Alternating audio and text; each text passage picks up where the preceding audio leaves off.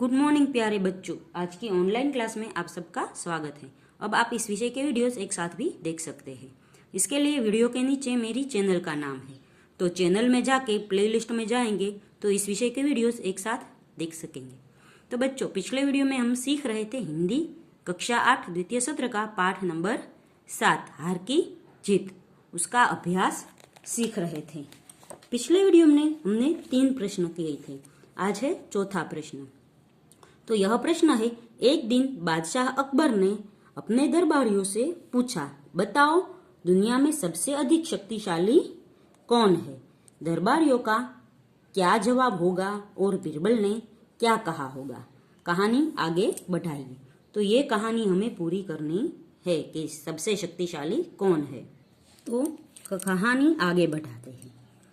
जब बादशाह ने पूछा तो इसका उत्तर किसी दरबारी ने हाथी को सबसे अधिक शक्तिशाली बताया, तो किसी ने सिंह को। इस तरह दरबारियों ने अपने अपने ढंग से जवाब दिया। फिर बीरबल की बारी आई। बीरबल ने फौरन उत्तर दिया, जहांपनाह दुनिया में सबसे अधिक शक्तिशाली सूरज है। अकबर ने पूछा, कैसे। तब बीरबल ने कहा, हुजूर, दुनिया में 3 ही बड़ी शक्तियां हैं, हवा, पानी और सूरज। एक बार इन तीनों में बहस छिड़ गई कि उनमें सबसे बलवान कौन है। तब सूरज ने कोट पहनकर सड़क से गुजरते एक आदमी की तरफ संकेत कर कहा, जो इसका कोट शरीर पर से उतरवा दे वही सबसे अधिक बलवान है। हवा ने कहा, इसमें कौन सी बड़ी बात है, अभी मैं उसका कोट उतरवा के बताती हूँ। ऐसा कह कर हवा जोर से चलने लगी। उसने तूफान का रूप ले लिया, पर इससे वह आदमी अपने कोट को और जोर से पकड़े रहा। आखिर हवा ने अपनी हार मान ली। अब पानी को अपनी ताकत दिखानी थी। जोर की बरसात होने लगी। यात्री एक घने पेड़ के नीचे खड़ा हो गया। फिर भी वह भीग गया, पर अपना कोट नहीं उतारा। कोट के कारण और बनियान अधिक नहीं भीगी। पानी ने भी अपनी हार कबूल कर ली। अब सूरज की बारी थी। उसने जोर से तपना शुरू किया। गर्मी से बेहाल होकर यात्री ने कोट उतारकर कंधे पर डाल दिया। इस तरह सूरज यात्री का कोट उतरवाने में कामयाब रहा। उसने खुद को सबसे ज्यादा शक्तिशाली सिद्ध किया।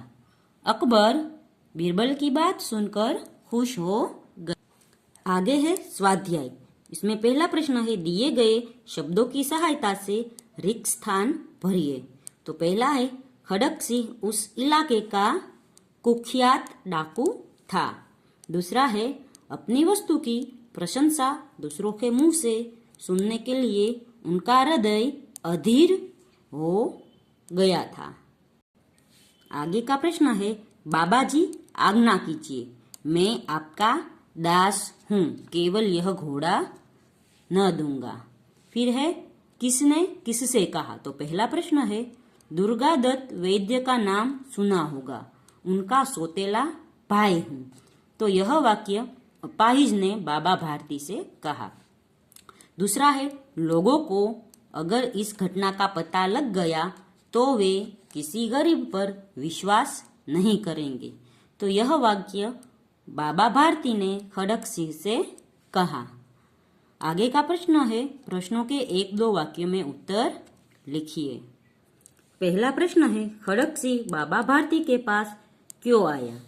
तो उसका जवाब होगा, खड़क सिंह बाबा भारती के घोड़े को देखने की इच्छा से उसके पास आया। दूसरा प्रश्न है बाबा भारती किस बात से डर गए थे? तो उसका जवाब होगा खड़क सिंह ने बाबा भारती से कहा था कि वह सुल्तान को उसके पास नहीं रहने देगा।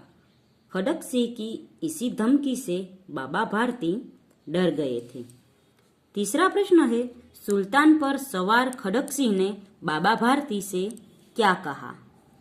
तो उसका जवाब होगा सुल्तान पर सवार खड़क सिंह ने बाबा भारती से कहा कि अब यह घोड़ा मैं आपको न दूंगा।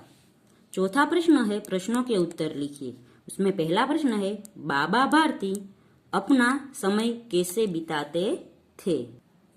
तो उसका जवाब होगा बाबा भारती गांव के बाहर एक छोटे से मंदिर में रहते थे और भगवान का भजन करते थे। उन्होंने एक घोड़ा पाल रखा था जिसे वे सुल्तान कहकर पुकारते थे। भगवान के भजन से जो समय बचता उसे वे घोड़े की सेवा में लगाते थे। वे अपने हाथ से उसका खरहरा करते और उसे दाना खिलाते थे। संध्या समय वे सुल्तान पर सवार होकर 8-10 मील का चक्कर काटते थे। दूसरा प्रश्न है बाबा भारती को किसका डर लगने लगा? क्यों? तो उसका जवाब होगा खड़क सिंह बाबा भारती के पास जाकर उसके घोड़े को देखाए। ऐसा बाका घोड़ा उसने आज तक नहीं देखा था। वह उसकी चाल पर मुग्ध हो गया था। जाते जाते वह बाबा भारती से कह गया था कि वह सुल्तान को उनके पास न रहने देगा। वह डाकू था और जो वस्तु उसे पसंद आए उस पर अपना अधिकार समझता था।